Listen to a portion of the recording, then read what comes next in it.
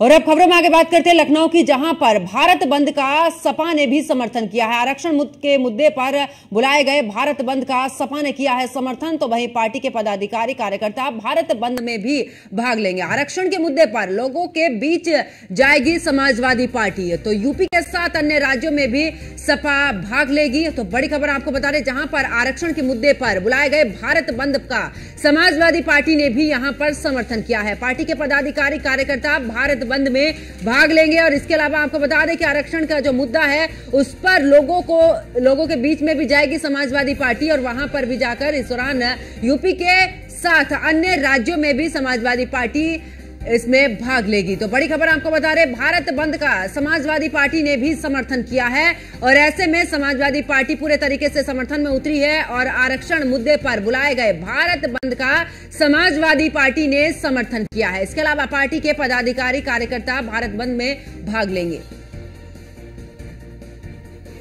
और ज्यादा जानकारी के लिए हमारे सहयोगी अश्वनी लगातार हमारे साथ में बने हुए हैं। अश्वनी, क्योंकि अभी जिस तरीके से आप भी बता रहे थे कि आखिरकार समाजवादी पार्टी भी इसके पूरे समर्थन में उतरी है, और ऐसे में उत्तर प्रदेश ही नहीं दूसरे राज्यों में भी समाजवादी पार्टी अगर इस तरीके के प्रदर्शन में उनके साथ में शामिल रहेगी।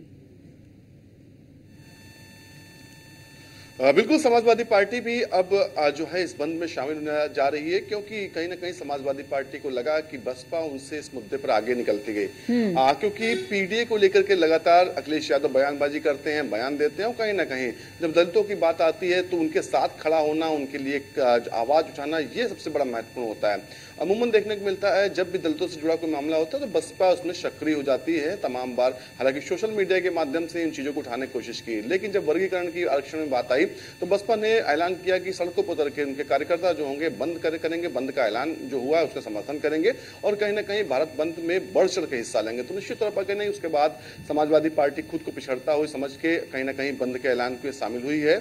और सिर्फ समाजवादी पार्टी नहीं, बसपा, समाजवादी पार्टी, आजाद पार्टी, इसके अलावा तमाम जो दल हैं वो भी इस भारत बंद में शामिल हो रहे हैं। तो निश्चित तौर पर कहीं ना कहीं समाजवादी पार्टी खुद को मजबूत दिखाने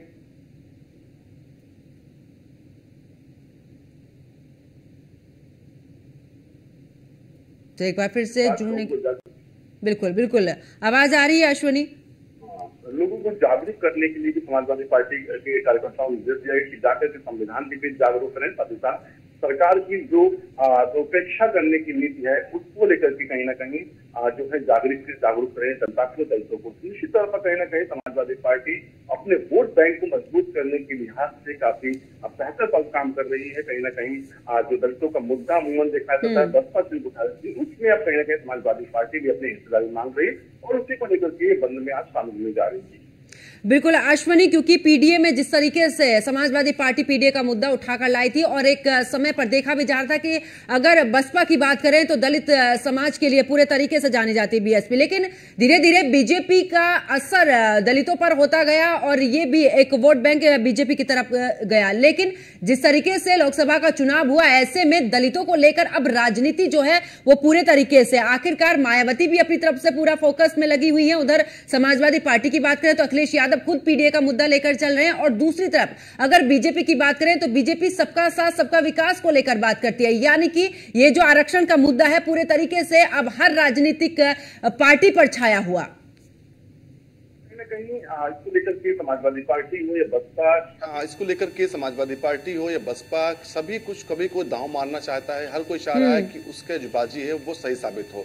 हालांकि दलित वोट बैंक जिसके साथ रहता है उसका उद्धार होना तो निश्चित होता है। तो ऐसे में कहीं ना कहीं भारतीय जनता पार्टी भी भूख भूख का कदम रख रही है। कोई भी ऐसा काम नहीं करना चाहिए जिससे दलित नाराज हो, क्योंकि 2024 में लोकसभा चुनाव हुआ और सिर्फ ऐसा माना जा रहा है, जो राजनीति के जानकारों का कहना है कि दलितों के बीच जो भ्रम फैलाया गया कि आरक्षण को खत्म कर दिया जाएगा, आरक्षण पर वार किया जाएगा, 400 सीटें अगर आती है, उसी के चलते कहीं ना कहीं भारतीय जनता पार्टी का नुकसान हुआ। भारतीय जनता पार्टी ने समय रहते उसकी कार्ड नहीं निकाली, जिसके चलते कहीं ना कहीं मात्र 33 सीटों पर भारतीय जनता पार्टी उत्तर प्रदेश सिमट कर रह गई। तो ऐसे में कहीं ना कहीं जो सपा है उसको उम्मीदें ज्यादा नजर आ रही हैं। दलितों के साथ जाकर के पीडीए का जो फार्मूला है उसको जमीन पर काम करने के लिए और ज्यादा तेजी के साथ लगाया गया है। हालांकि 2027 का चुनाव जो होगा तब कितना फायदा ये कारगर साबित होगा, क्योंकि जो कहीं ना कहीं संविधान को लेकर के भ्रम फैलाया गया था, अब भारतीय जनता पार्टी लगातार उसकी काट ढूंढ रही है, लगातार उस पर बयानबाजी कर रही है। कहीं ना कहीं समाजवादी पार्टी का जो प्रोपोगंडा था उसको समाप्त करने की कोशिश कर रही है। तो निश्चित तौर पर कहीं ना कहीं भारतीय जनता पार्टी हो या समाजवादी पार्टी या बसपा हो, सभी को चाह रहा है, हर कोई चाह रहा है कि जो है दलितों का जो आरक्षण की बात है उसमें वो आगे रहें।